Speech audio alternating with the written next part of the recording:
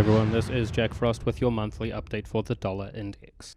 Before we get into it, I want to say that I am currently doing a gold analysis 5 times a week with a video like this at the end of each week.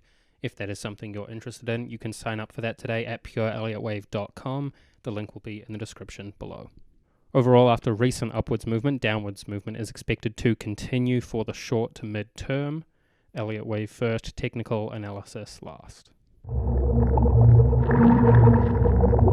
On the main weekly chart, cycle wave B is labeled complete at this high here, with this downwards movement labeled the beginning and middle of cycle wave C, with primary waves A and B complete here. Primary wave C to pull price lower. Within primary wave C, intermediate wave 2 is labeled complete at this last high here, finding resistance at the upper edge of this Elliott channel quite nicely.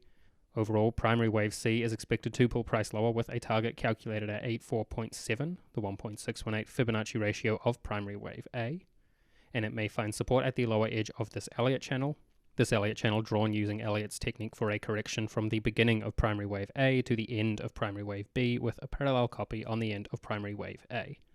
If price does continue upwards past the end of primary wave B here, then primary wave B will be labeled incomplete, and at that point it cannot move above the start of primary wave A at 114.78. On the main daily chart with the end of primary wave B just off in the corner here, we can see more detail for the downwards movement labeled intermediate wave 1 and the upwards movement labeled intermediate wave 2, complete at this high here.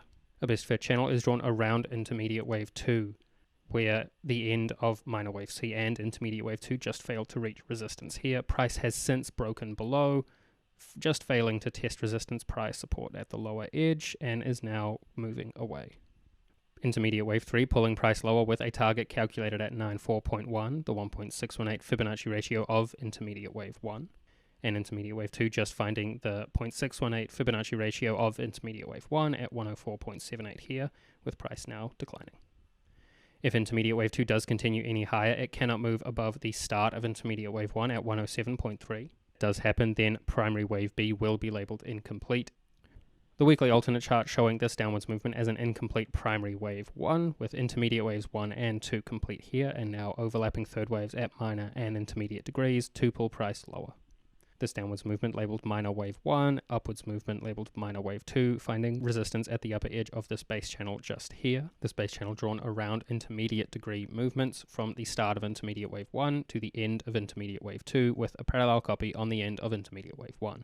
With minor wave 2 labeled complete at this high just here, finding resistance at the base channel, it also corresponds well with the 0.618 Fibonacci ratio of minor wave 1 at 104.73.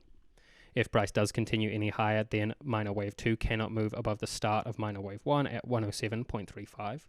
If that does happen, then intermediate wave 2 will be labeled incomplete, expecting to pull price higher.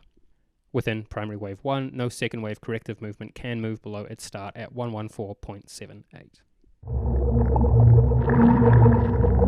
On the technical weekly chart, price has failed to just find support at 100 here, with a Morningstar candlestick pattern now increasing.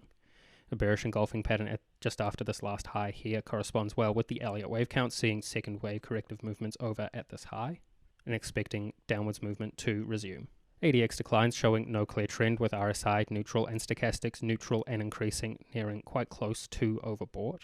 ATR overall declining with price. Overall, the model of stochastics and support and resistance at this time frame expects an upwards movement may continue towards resistance at 107.